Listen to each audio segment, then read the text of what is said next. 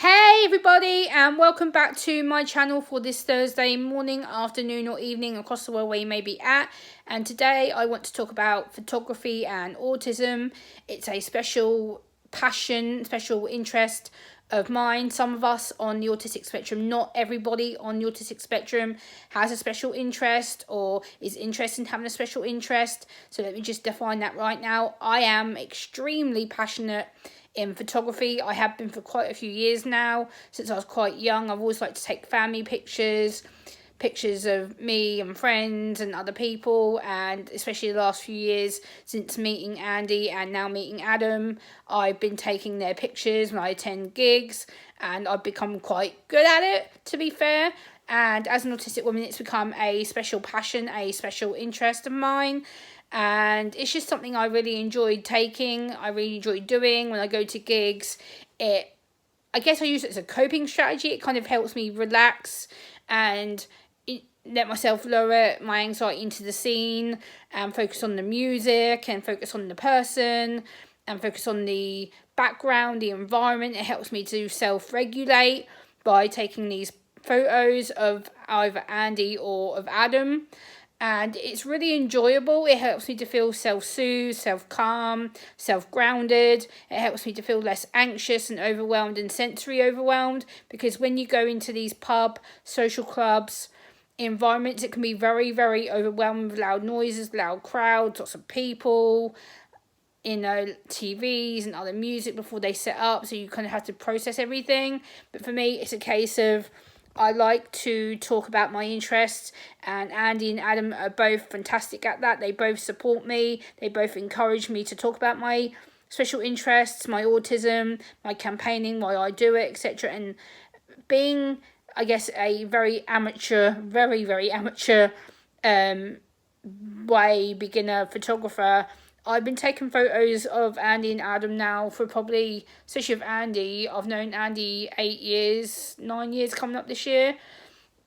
And I've been taking his photos probably for the last 7 years, maybe 6 years. I've been taking his pictures that I've been doing on and off on occasion. And Adam I've known for the last 2.5 years. I've been taking his pictures probably for the last year or so on and off when I've been to his gigs. So I kind of just play around with my camera filter on my phone. So I take most of my pictures on my phone.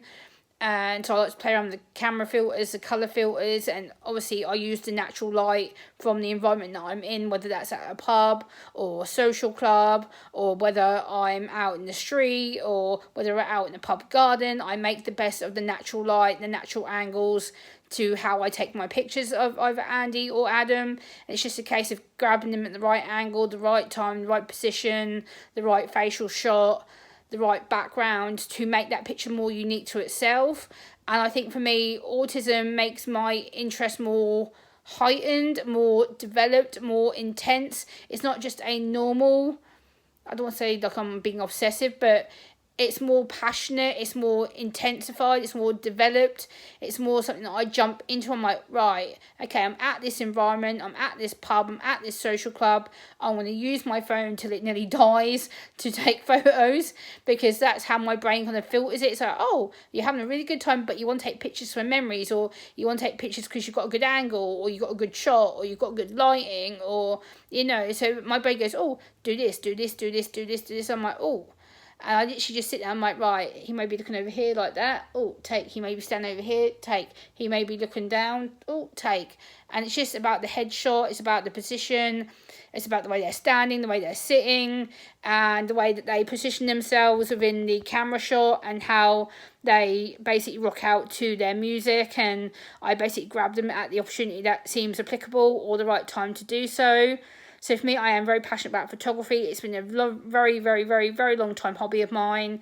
My dad has previously purchased me a professional camera, but I kind of used it and then stopped using it. I think I need to get a new one because it's got all like this black stuff over it. But I think I need to clean to buy a new one, or just carry on using my phone camera. I do love photography. Again, like I said, I do love taking pictures. I love being able to pick the angle and pick the lighting and being able to get the person at the right place, the right time, the right facial expression. It's a very, very intense thing, photography. It's very personal. It's very intimate once you get to know somebody like Andy or Adam. It's a very personal connection, and for me, it's more than it's friendship, but it's more than that, because you're getting to know their personal personality, their inside of their music. You're getting to understand who they are as a person, how they work, how they stand, how they sit, how they position themselves. You know, it's all about the body movement, the body angles, and you know, it's very, very quick. You have to kind of be on your feet, constantly picking positions up and facial expressions up and humour and sarcasm, and it can be very, very hard for someone on the autistic spectrum to pick that kind of stuff up.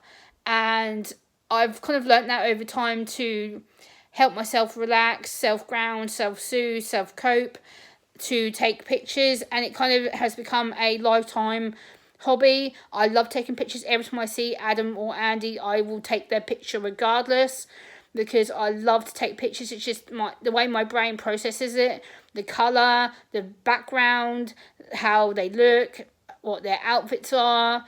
I want to get them in the best light, I want to get them in the best space, and it's just about making sure that I have my camera in a certain angle, or in a certain position, or the perfect moment. It has to be, it doesn't have to necessarily be a planned moment, but it can just be that little turn to the head, or the little hand on the waist, or it can be like the kind of cheeky wink of the eye or something like that. So it's just about grabbing them at the right moment, the right pace, whilst they're playing their music. And like with Adam, it's very much about the position of the guitar, how he moves up, down, side, down, up.